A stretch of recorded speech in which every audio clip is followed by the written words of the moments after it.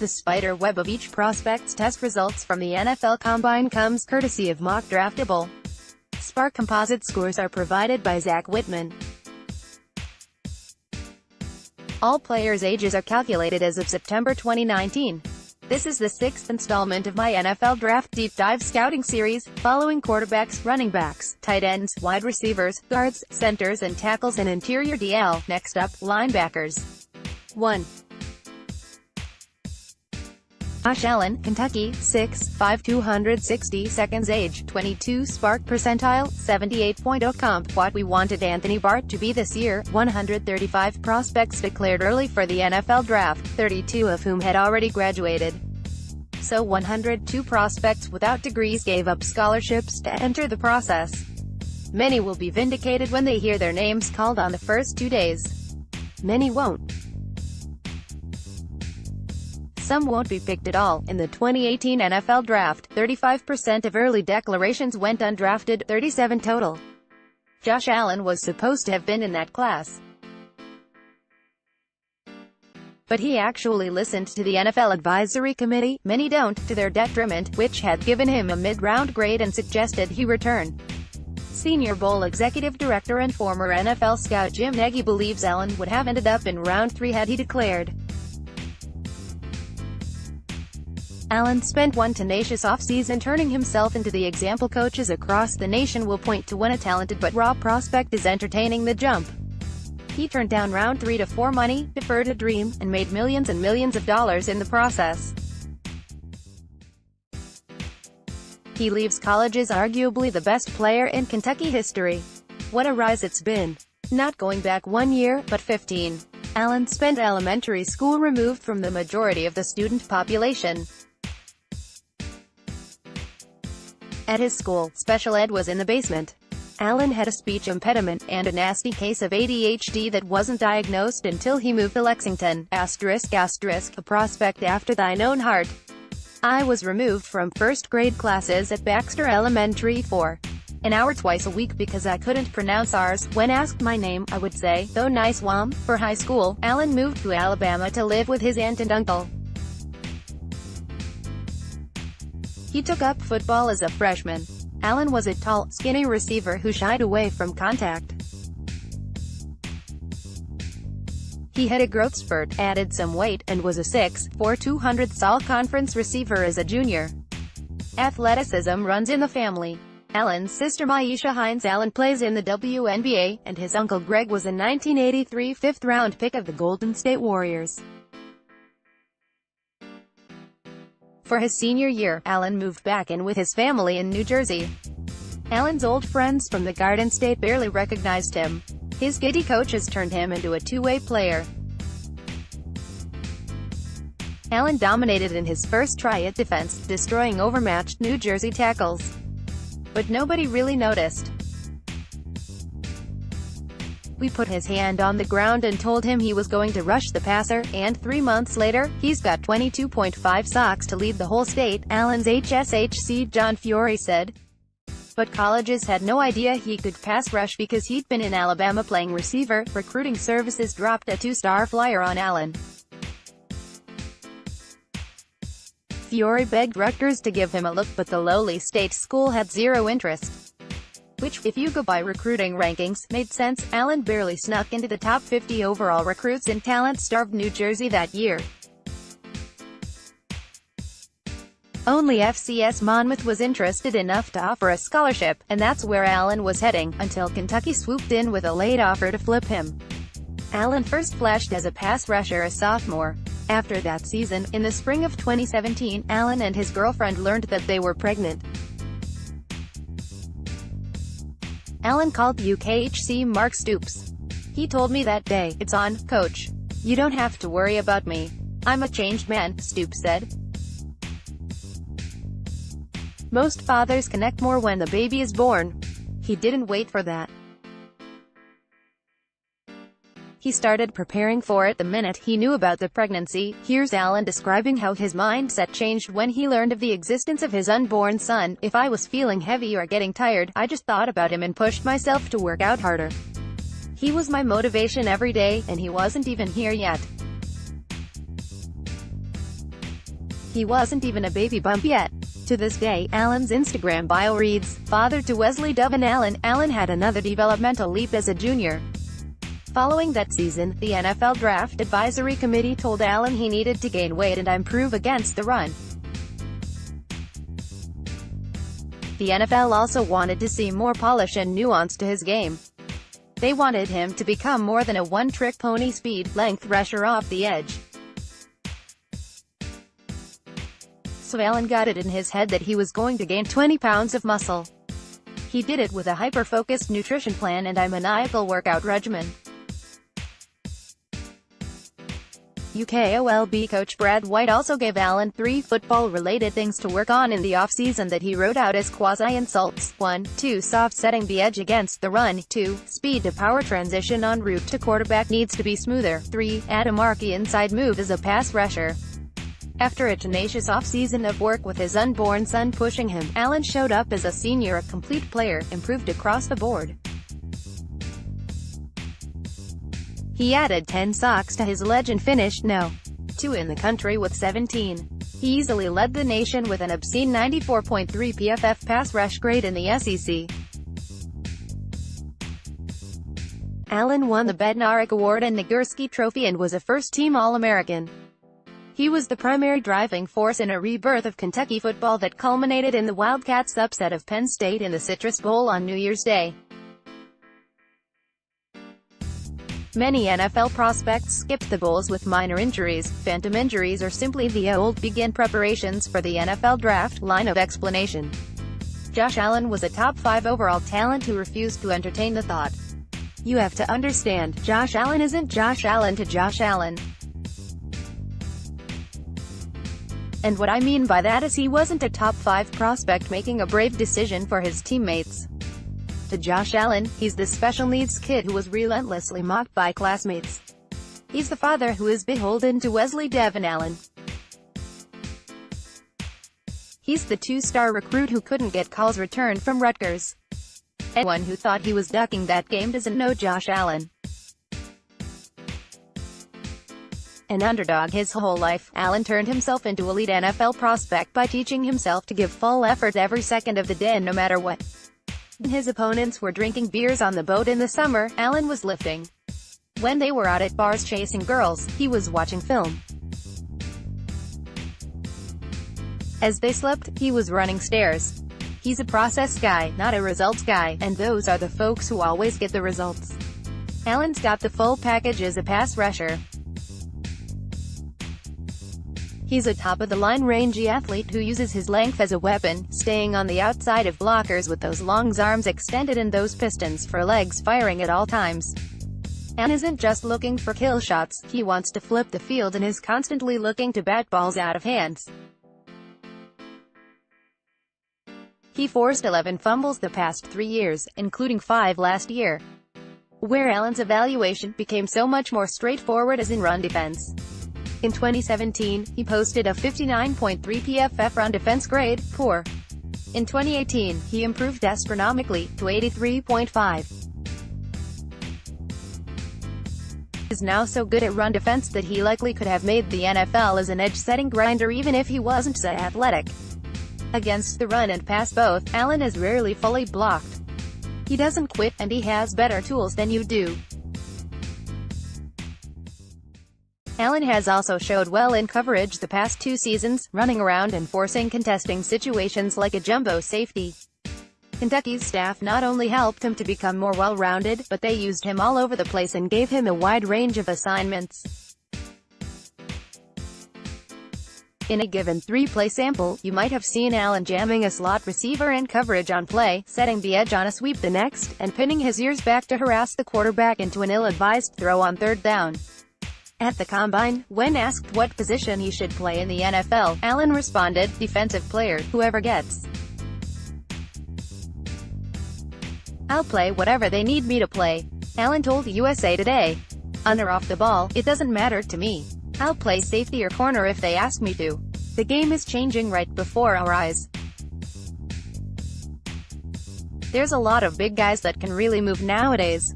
You can't just be a big guy that can just stop the run anymore. You have to be able to cover tight ends and be versatile.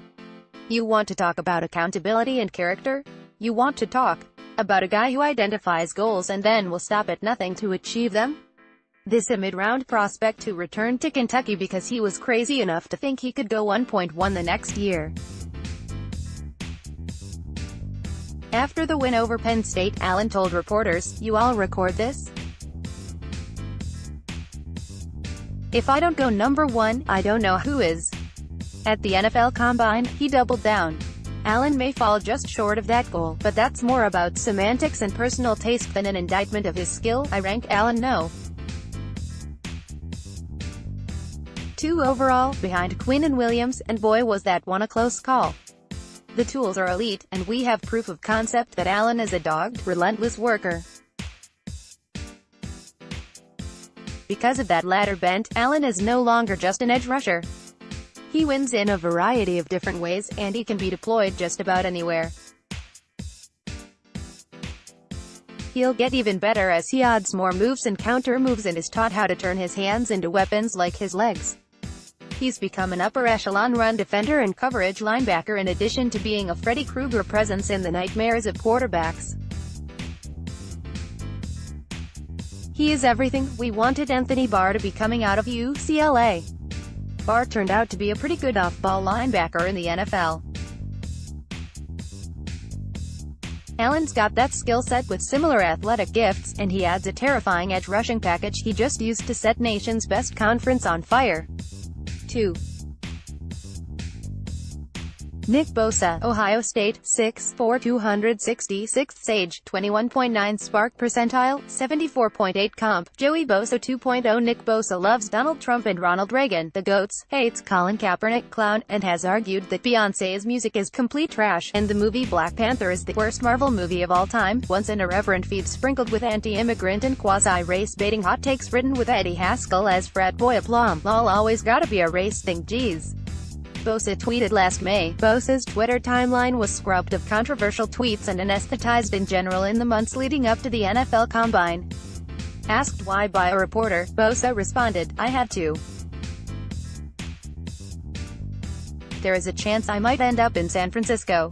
The 6'4", 263-pounder may not be your idea of an ideal dinner guest, but he's as diversified on the field as he's depicted himself to be narrow off it, as bothersome to opponents as he frequently was to common sense on social media. We only got 29 games of Bosa at Ohio State, but we saw plenty in that sample to cleanly earmark him as a top 5 overall prospect, including an average of 1.0 TFL per game played over the entirety of his career. Bosa was a top 5 overall recruit who made the freshman All-American team his first year on campus. Bosa's PFF pass rush win rate as a true freshman was higher than Brian Burns and Clelin Ferrell posted last season. As a sophomore, he went off for 8 sacks and 16 TFL while being named a champion by Ohio State coaches in all 12 wins, an effort designation no other Buckeye received that year. Bosa was an All-American who earned first-team All-Big Ten honors and won the Big Ten's Defensive Lineman of the Year award.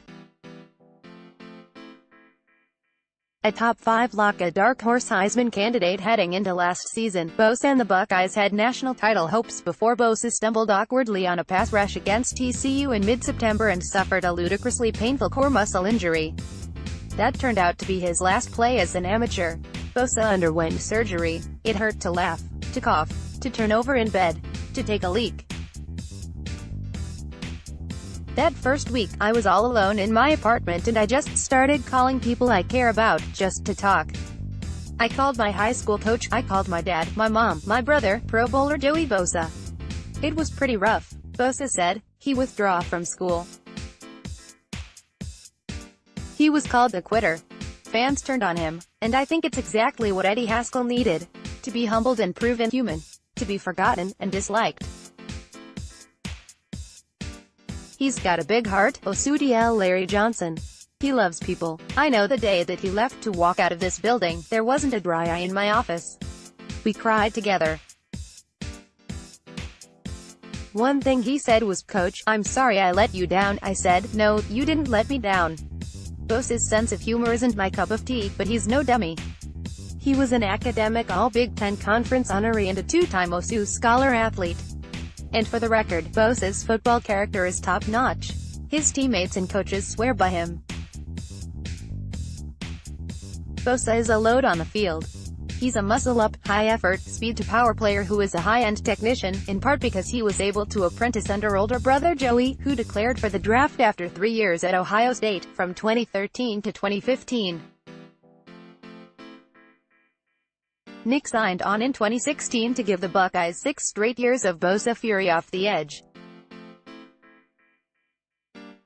If you were to parse his game against Joey's, Nick draws a bit more on power and oomph while Joey is a bit smoother and longer. But they're extremely similar, with the same moves, the same active hands and relentless leg churning, and the same explosive ferocity off the edge. They also had nearly identical stat lines at Ohio State. Joey had 34.5 TFL, Nick had 29.0. Joey had 21 sacks, Nick had 17.5. And keep in mind, Nick played a tick over 600 fewer snaps than Joey in college because of his junior year injury. The pair had essentially identical PFF pass rushing grades in college. Father of the brothers Bosa, John Bosa, was a first-round pick of the Dolphins in the 1980s.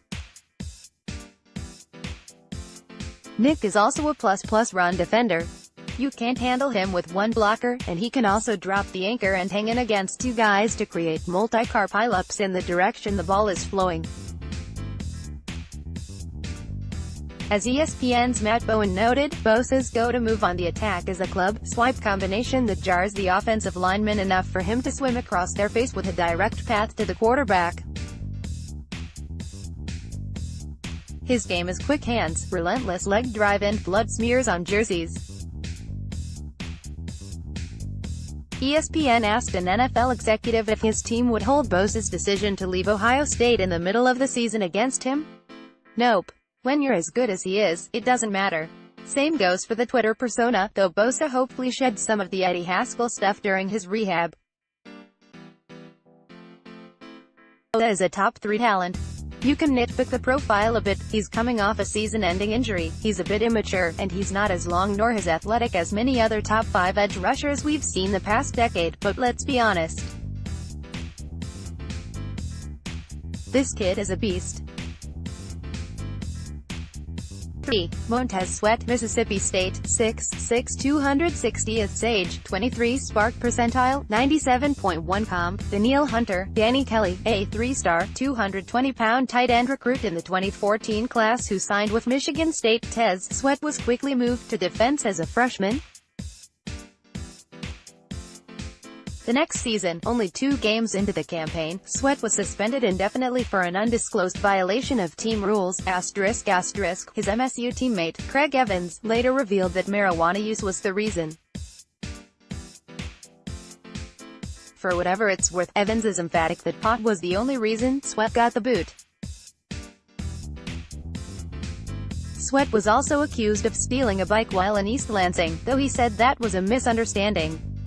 Sweat spent a year rehabbing his stock in the JUCO ranks and then signed with Mississippi State. He excelled immediately, posting back-to-back double-digit sack seasons while getting tabbed to the first-team All-SEC team both times. His 22 sacks over that time were second most in the nation behind Josh Allen. Last fall, he had 12 sacks, with a 19.1% pressure percentage that ranked top 10 among edge defenders in this class. For that, he was also named an All-American. He and Jeffrey Simmons were brutally difficult to deal with as a tandem. Sweat's game is built on length and speed. In those two metrics, he's elite. The 6'6", 260-pounder ran a ludicrous 4.4140, faster than Julio Jones, Odell Beckham and Antonio Brown, and has extension cord arms 35 3/8 inches. That's how you want to draw up a defensive end.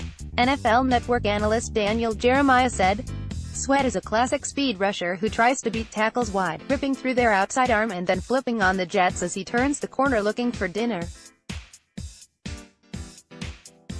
He wins with speed, but even tackles who know that have all kinds of problems dealing with him. Sweat gets on top of you very quickly, and he's a very hard-moving target to get your timing down on because, like a giraffe, he's a high-cut long strider who chews up ground very quickly, and moves faster than he appears to be moving. He's also developed a few inside moves to burn tackles who cheat to account for his speed, as well as a slick hand game that is both fast and furious, with more watts in those fists than you'd assume. The knocks on Sweat are straightforward: his play strength needs to improve, and he wins north to south but not east to west. His strength should improve as he keeps adding weight to a frame that can absolutely support it. Sweat should get to 270 pounds in short order, and 280 isn't out of the question. And while Brian Burns won't give you much in run defense, Sweat excelled in that aspect of the game in stark Vegas. Burns is a bullet with one target in mind. Sweat diagnoses quickly and plays with admirable discipline, staying home in the face of misdirection and rarely running himself out of containment responsibilities. He's also a really nifty backside threat, crashing down hard to clip runners heading up the gut or chasing them down the line with ferocity.